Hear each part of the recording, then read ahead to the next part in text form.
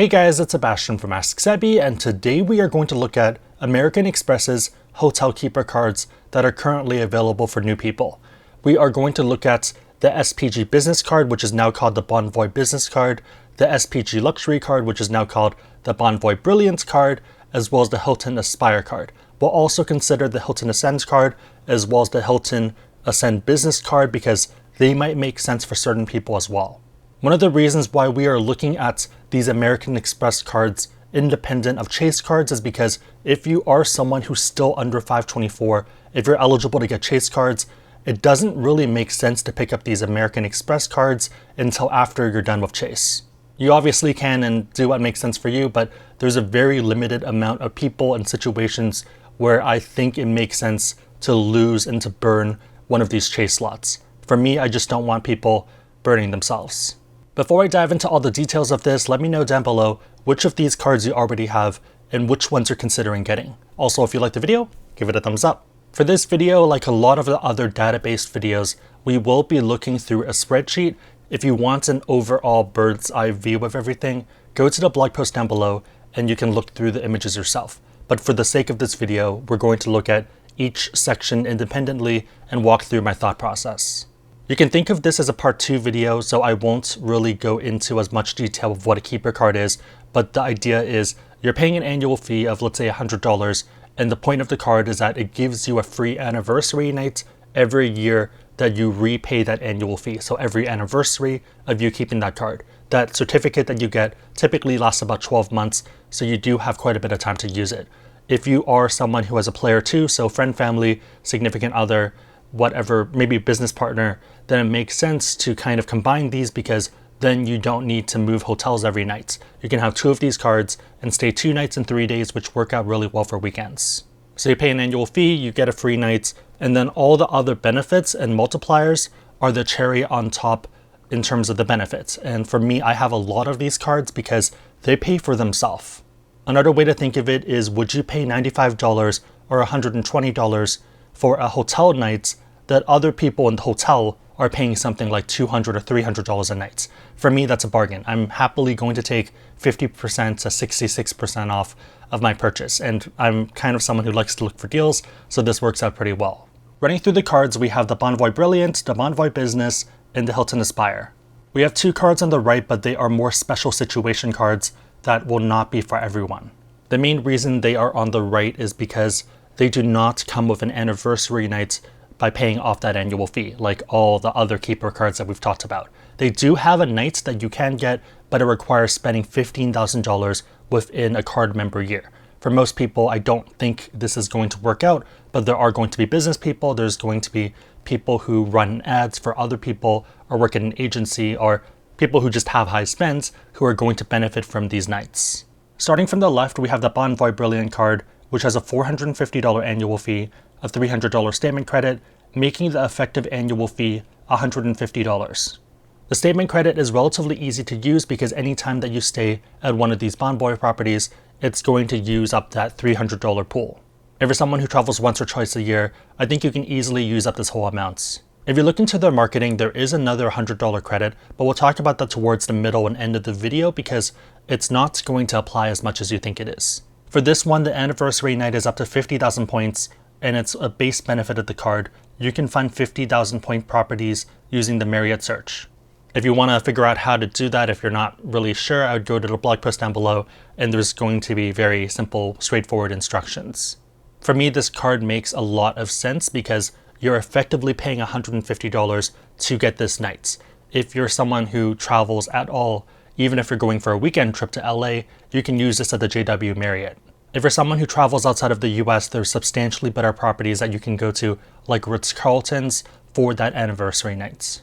For the Marriott Bonvoy Business Card, it has a $125 annual fee, and you get an anniversary night up to 35,000 points. I feel like I've covered this in a prior video, but there are still a ton of use cases for this, even though it's for less points. So if you're someone who travels internationally, Langkawi, the Andaman was a pretty good redemption for us.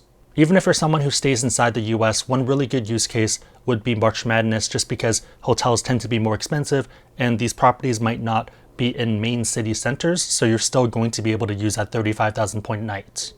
Hilton Aspire is very interesting because there's a $450 annual fee, but you get a $250 Hilton Resort credit and then a $250 airline fee credits.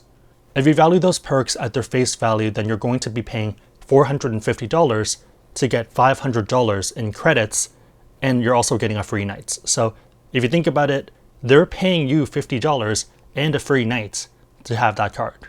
For the Hilton Resort credit, you can use this towards the room rates if it is at one of the listed Hilton resorts. You can search through this, I'll put the link in the blog post, and it's pretty much any property that is within this, it should count. In my experience, I haven't had a problem with this, but they might change this in the future, so just something to be cognizant of.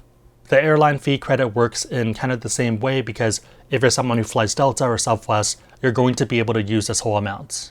For the anniversary night, it's a weekend night that works on Friday, Saturday, or Sunday nights. There is a list of exceptions of properties that you cannot go to and use this at, but it still works at a ton of places. A lot of these are going to be residence properties, are just very, very specific properties, part of their timeshares. Hilton Ascend and Hilton Business both have a $95 annual fee, and you get that free weekend night if you spend $15,000 in a card member year. The weekend night works exactly like the Aspire card, but you do need to spend that amount on that card.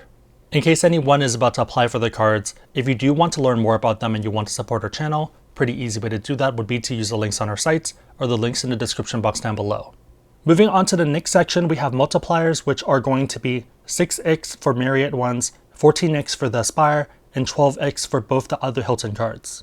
One big thing to be aware of is that points for different programs are going to be worth different rates, so just something to be cognizant of.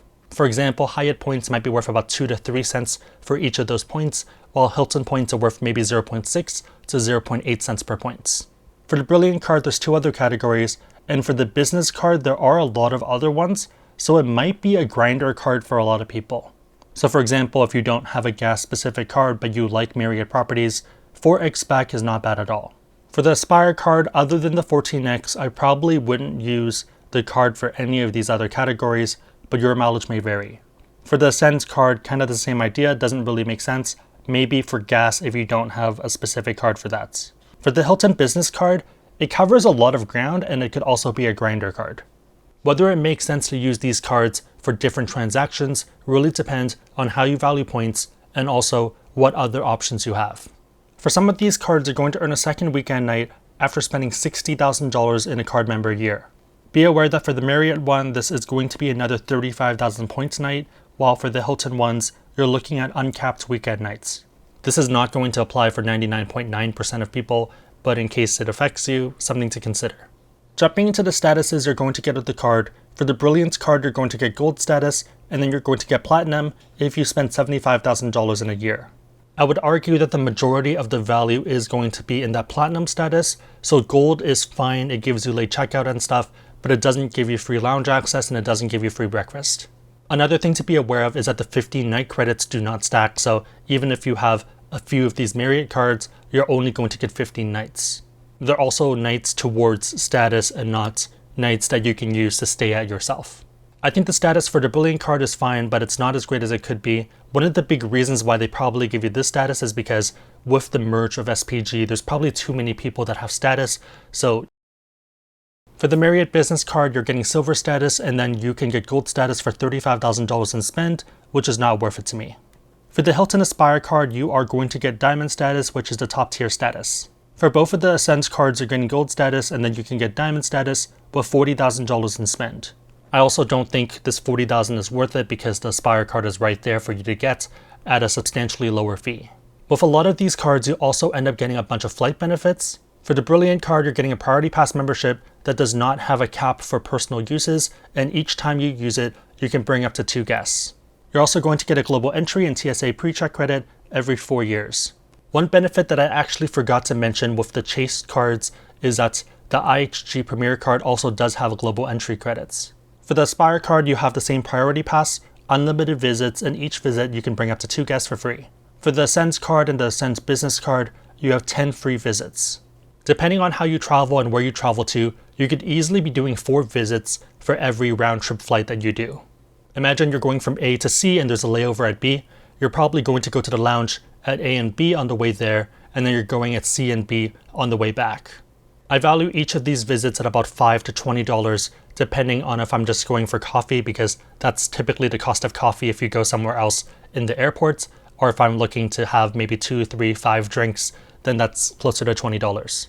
For the Brilliance card and the Aspire card, you get a $100 credit that you can use unlimited times when you stay at specific properties.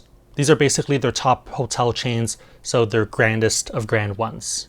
On the surface, this sounds pretty good because 2-night minimum isn't too unreasonable, especially if you go somewhere a bit cheaper like Southeast Asia.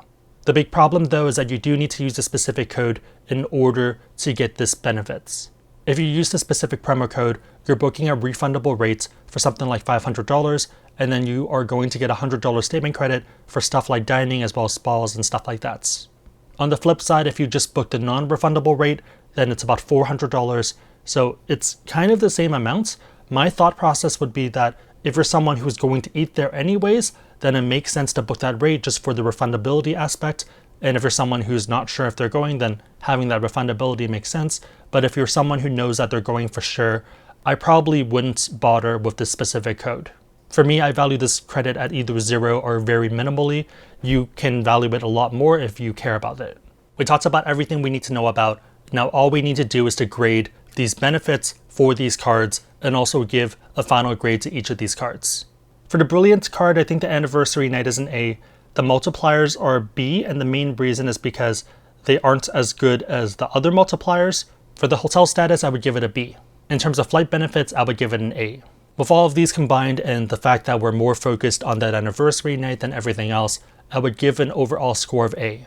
Jumping to the Marriott business card for the anniversary night, I give it a B just because it's $125. It's fine, but I wish it was a bit lower back at that $95 rates. Multipliers, I would give an A just because it covers a lot of ground and it could be a grinder card for a bunch of people.